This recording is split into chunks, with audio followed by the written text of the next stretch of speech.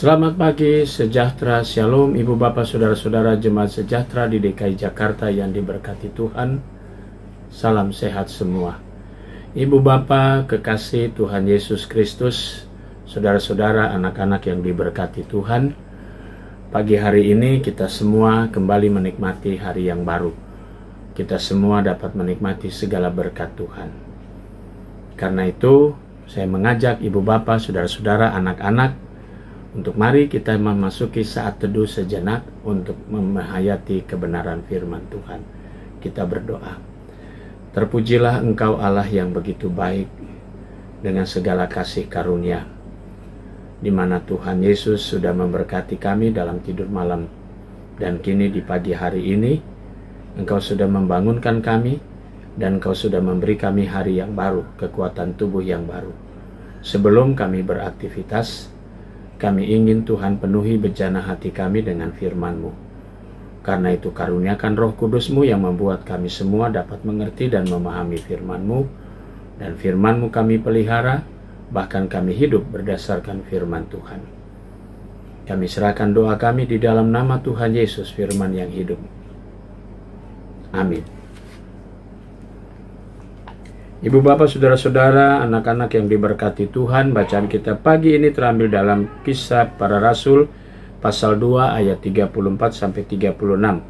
Penekanannya pada ayatnya yang ke-36 berkata demikian. Jadi seluruh kaum Israel harus tahu dengan pasti bahwa Allah telah membuat Yesus yang kamu salibkan itu menjadi Tuhan dan Kristus. Demikian sabda Tuhan. Judul yang menjadi landasan renungan kita berkata, Yesus Kristus adalah Tuhan.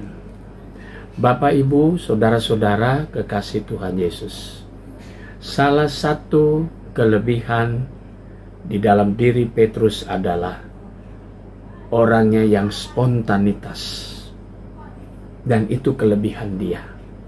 Tapi salah satu kelemahannya, dia mudah goyang. Karena itu ketika Roh Kudus itu turun atas diri mereka, atau khususnya Rasul Petrus, maka Petrus tidak lagi berada dalam ketakutan, kekhawatiran, bahkan kebimbangan saat ia ingin menceritakan dan bersaksi tentang Yesus Kristus. Bacaan kita hari ini, dengan keberanian Petrus berbicara di depan orang banyak, khususnya orang-orang Yahudi. Dia berkhotbah dan mengatakan, jadi seluruh kaum Israel harus tahu dengan pasti bahwa Allah telah membuat Yesus yang kamu salibkan itu menjadi Tuhan dan Kristus. Saudara-saudara bisa membayangkan bagaimana Petrus di tengah orang Yahudi atau orang Israel yang pernah menyalibkan Yesus, terkesan bahwa apa yang mereka lakukan, mereka sudah salah besar dalam menafsir atau mengartikan kehadiran Yesus.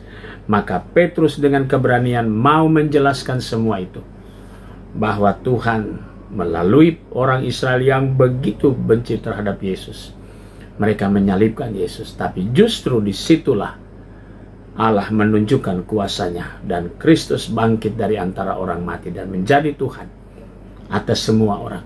Nah, saudara-saudara yang Tuhan Yesus kasihi, sekali lagi saya katakan bahwa Roh Kudus bukan saja memampukan para murid dalam berbicara, tapi mereka berani untuk berkata tentang Yesus Kristus.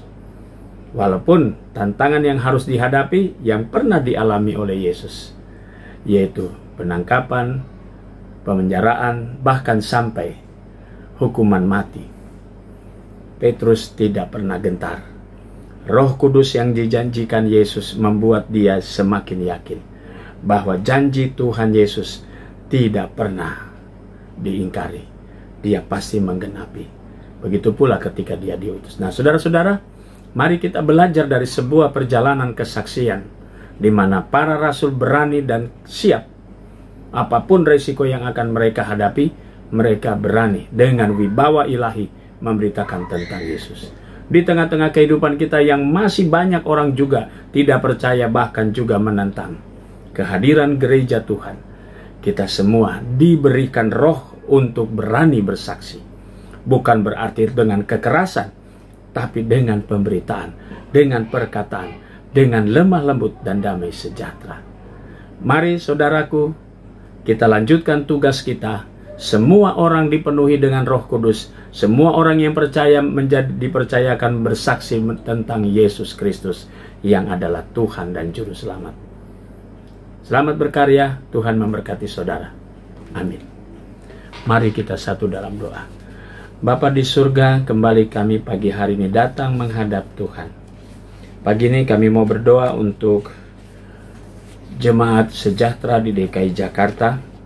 Kami berdoa untuk sektor pelayanan 2, keluarga Bapak Luke Hansen dan keluarga Ibu Esterlina Latumahina. Tuhan memberkati keluarga-keluarga ini dengan berkat Tuhan. Kami mau berdoa untuk jemaat Tuhan yang merayakan ulang tahun kelahiran Ibu Magdalena Sumiati. Tuhan berkati sukacita saudara kami atas pertambahan usia mereka. Demikian juga dengan keluarga-keluarga yang boleh bertambah usia perkawinan mereka. Kami berdoa untuk keluarga Bapak Vincent James Cook Junior dan Ibu Selvi Sina Tutuiha. Tuhan memberkati keluarga ini dengan segala berkat Tuhan. Biarlah sukacita keluarga ini diberkati oleh Tuhan. Pagi hari ini kami juga mau berdoa untuk jemaat Tuhan yang dalam keadaan tubuh yang lemah, sektor pelayanan 2, keluarga sektor pelayanan 2, Ibu Lumintul Listiati, Bapak Laurentius Mujiono, Ibu Hosana Laibois, Bapak Stefanus Piris, Ibunda Bapak Nikolas Lilipori, Penatua Mariani Tapatap, dan adik Teresia Jenita Sitinjak. Tuhan berkati saudara-saudara kami dalam tubuh mereka yang lemah, diberi kekuatan dan kesehatan kembali. Kami juga mau berdoa ya Bapa di surga untuk pegawai kantor gereja, koster dan keamanan. Kami berdoa untuk jemaat-jemaat GPIB dimanapun mereka berada, jemaat-jemaat yang ada di Mupel Jakarta Selatan. Tuhan berkati para pelayan firman dan sakramen, baik yang masih aktif maupun yang sudah emeritus. Tuhan berkati keluarga mereka, berkati juga BP Mupel, berkati di dalam pelayanan beserta dengan unsur yang di dalamnya. Kami serahkan doa, permohonan kami, syukur kami pagi ini dalam nama Tuhan Yesus Kristus, Juru Selamat kami yang hidup. Amin. Selamat pagi, selamat berkarya, Tuhan memberkati saudara.